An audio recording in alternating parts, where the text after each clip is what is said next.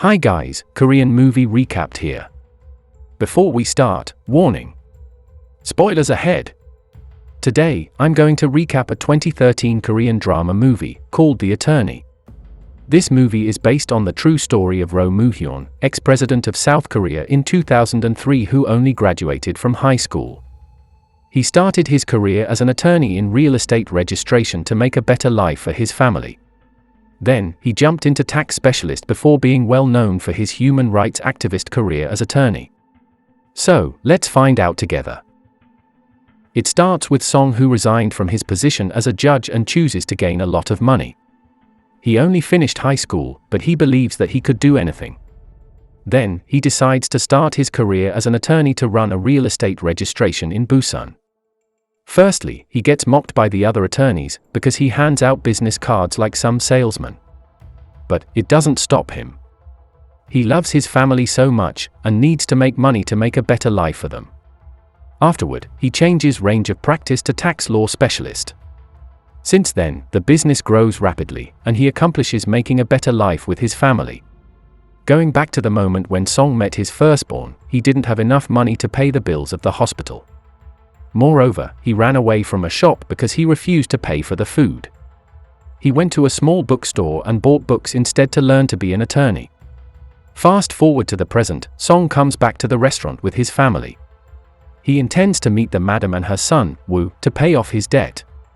Unfortunately, the madam resists it and wants him to come more often instead. Then, Song brings his assistant and friends there every day. In 1981, Cha is promoted as police inspector. Due to the promotion, he is assisted to do a case in Busan with a prosecutor to stop college students from starting another riot. At the moment, there is no democracy as the president is very authoritarian, and many people use protest to change the system, including the college students. One day, Song reunites with his high school friends in Madam's shop. Song gets drunk and talks too much. Starting from one of his friends, the reporter mocks the government and its absurd law enforcement for sentencing the riot's maker. Song defends, who violate the law has to be sentenced, and it's such a stupid thing to think that the world would change by protesting. But the truth is, Song doesn't know that the media has been manipulating the masses. It doesn't show the fact about the real thing that happens in the field. So, they fight against each other. It doesn't stop there. Song argues with Woo about the same thing. Woo thinks that protest has to be done and that one day democracy will rise up. However, Song underestimates Woo, which leads Madam furious. One day, a prosecutor comes to meet Cha in Cha's hiding place. The prosecutor gives him the details about his duty. It is blaming college students as communists, then finishes the things up. However, another man shows up, Yoon. He is a lieutenant medic. His duty is giving emergency treatment and first aid. When the night comes, Cha and his detective barge into Woo's book club. They act rudely to take Woo and his friends into Cha's hiding place. They are locked up and being tortured in various cruel ways. Luckily, when Woo almost dies after being beaten, Yoon gives him emergency treatment. Yoon feels sorry when he realizes the situation and fools the detectives, so they leave Woo alone to rest. On the other hand, Song becomes famous and has a credible status as a tax specialist. The head of Heedong Construction, one of the best companies in the country, offers him a big case which would lead his business to national scope and gain more money. Then, Song finds out that Madam has closed her shop to search for Woo, who has been lost for days. Without taking time to think, Song orders his assistant to look for Woo.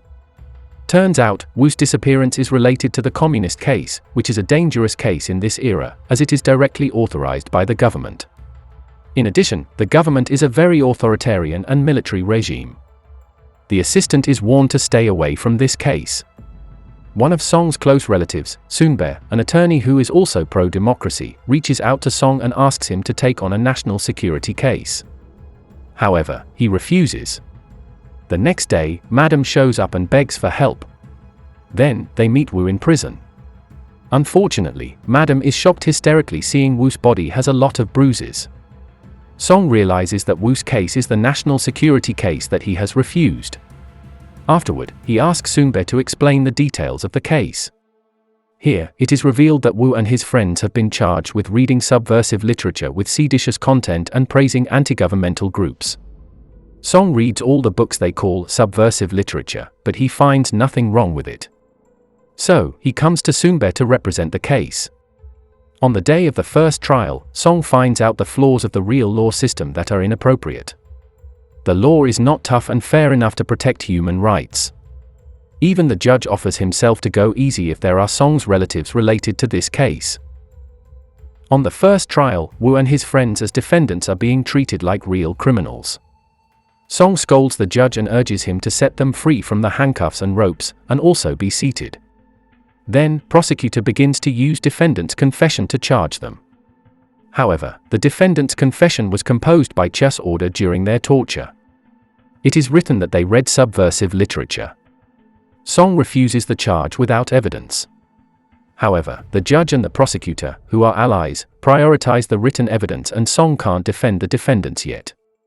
Outside, the counselor, who is also in Song's team to defend Woo, scolds him instead, saying that the national security cases are about negotiation penalties, not guilt or innocence. If the trial is truly to uphold the law, then their president should be convicted instead, according to the law for military insurrection.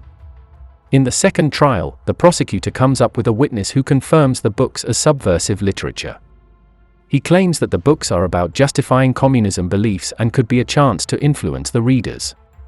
However, Song knocks them down with his evidence, a telegram from the British Embassy to readers in Korea. They state that the books are not text which advocates communist beliefs, and encourages readers in Korea to study it. Then, Song drags all the books which are called subversive literature. He mentions that all of them are listed and being recommended by the most popular university in South Korea. It is clearly revealed that the trial is full of nonsense and the defendants are just victims of unjust and cruel public authority. Outside, Song finds out the place where the defendants are tortured. It bursts him to tears when imagining how bad Cha interrogates them. However, Cha immediately appears and beats him several times. He kicks Song brutally just like how he did to the defendants. He believes that the war seems over because of men like him, who are risking his life to catch the riot makers. He helps the government avoid the war in South Korea, so they will control the people and maintain the peace instead. The next trial, Woo tries his best to tell his testimony. Sometimes, the police did not feed him because Woo threw up what he ate after the police tortured him. So, on the days he got tortured, the police did not feed him. However, Woo claims the worst thing that he experienced is resentment. When he makes up lies on a statement, it would come back to him with more lies on it. Unfortunately, the trial situation becomes uncontrolled. The defendant's family notice the military regime that needs to be banished, and Song files Cha to give his testimony. Right after that, everything around Song becomes uncontrollable. The head of Heedong Construction threatens Song to back off from the case and work exclusively with him. Song refuses the offer fearlessly and calls off his chance to go nationwide.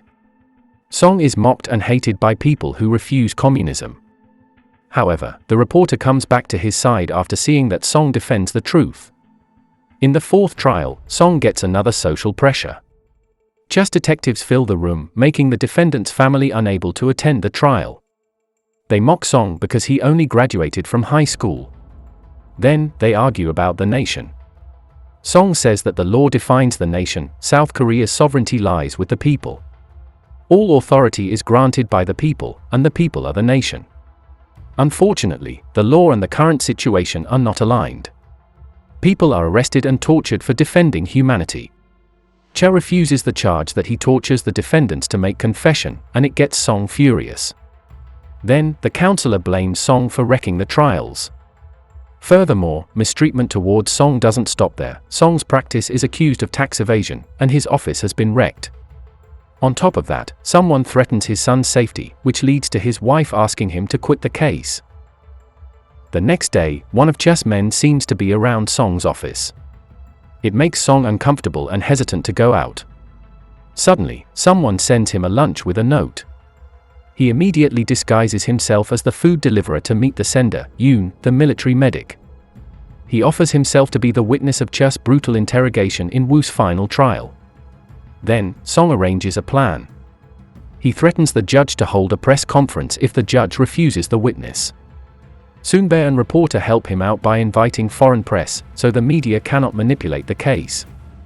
On the final trial, Yoon comes in and gives his confession. At first, he was assigned to an anti-communism investigation. He continues his testimony of just ways to torture the defendants: assault, waterboarding, electrical torture, days of sleep deprivation, and many more. Song states that the trial is supposedly about the violation of human rights, not national security. All the defendants of this case plead as not guilty. It leaves the defendants and their family burst into tears. After realizing the situation, the counselor finally apologizes for his disposition and for neglecting the duty to fight for human rights. Meanwhile, the prosecutor is silenced and disheartened to win the case. Tragically, Cha shows up and helps the prosecutor to flip the situation easily. Yoon is accused of absence without official leave, and prosecution will charge him with perjury. Everyone is shocked and refuses the charge. Suddenly, the military prosecutors barge in to arrest and sue him under the military law. Song gets furious and urges the judge to call off the military prosecutors. The trial situation becomes uncontrolled and is postponed. Song feels disappointed, miserable, and hopeless. He fails to save Woo and apologizes to Madam. Unexpectedly, Madam soothes him. She thanks him for trying his best. However, counselor and Soonbae show up. The judge insists on Woo's release on parole in 2 years, which is fewer than the sentence at the beginning, 3 years. The prosecutor agreed on terms that they don't file for appeal. In 1987, Song becomes an activist and incites some riots. He fights for democracy, for the unjustly killed students. However, he is arrested and interrogated. He sees it as an honor for him, because he is an attorney. He says that the true duty of an attorney is to lead the people in such unjust, unlawful times. In the end, Song gets some charges in his trial. He is accused of planning and leading various illegal gatherings, extensively violating the law on assembly and demonstration. However, 99 out of 142 Busan lawyers are present in Song's trial.